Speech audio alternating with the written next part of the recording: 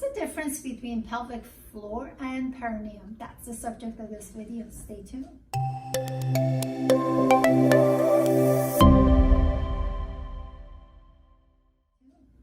Hey, this is Dr. Shakib from Core Pelvic Floor Therapy right here in Irvine, Orange County. One of the questions I'm commonly asked is, what's the difference between perineum and pelvic floor? So that's a very good question.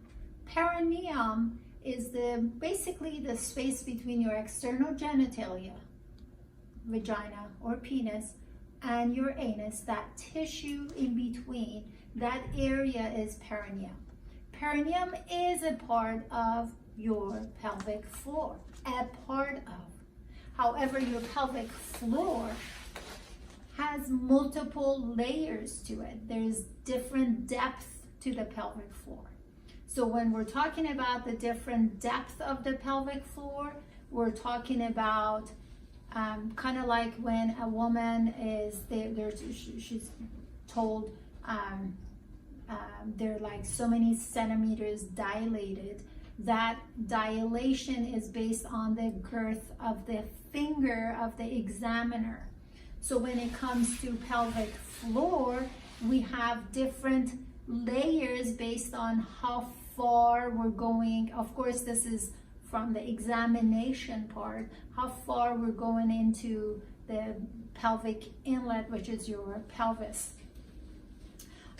What ends up happening is without having that exam, which it's not necessary to have, what we're looking at is the muscles in the first, second, and third layer of depth.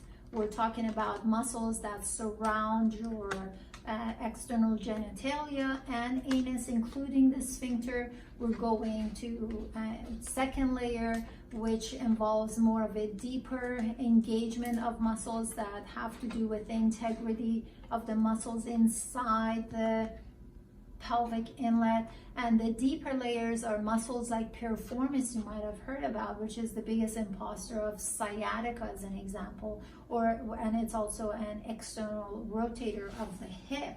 So when we're talking about pelvic floor, we are talking about a bunch of muscles. Can I see that? So this is kind of this is a female, and it's one of those, you can't see it, or can you see it? Mm-hmm. So it's kind of created into a bowl, like as if, like so. So when we're going, for example, into the vaginal opening, this is the first layer, by the way.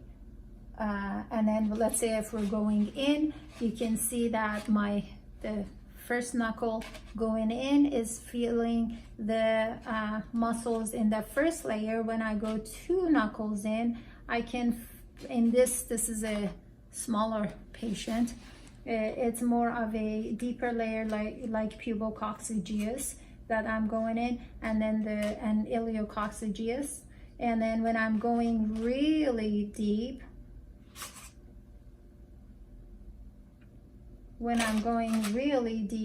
I'm going into obturator internus. For a second, I thought I was going the wrong hole. And so I have never ever felt the piriformis on the inside.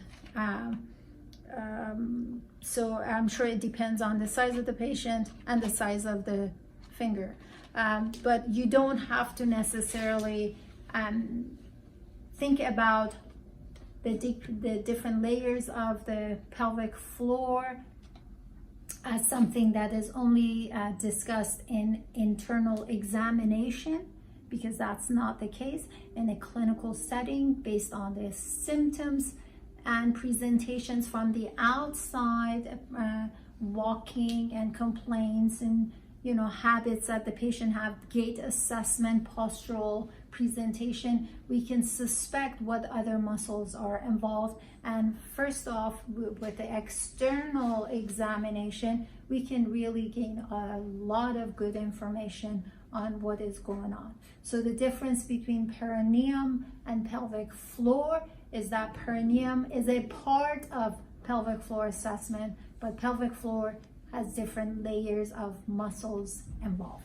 I hope that this kind of clarifies some of the confusion you may have. If you have any questions, make sure you use one of the methods of contact in the description box to contact me. If you have not subscribed to the channel, you may do so. We do have newsletters that go out to the patient. If you want to sign up, just use the description box to see how you can email me and ask to be on the email list. Until next time, take care.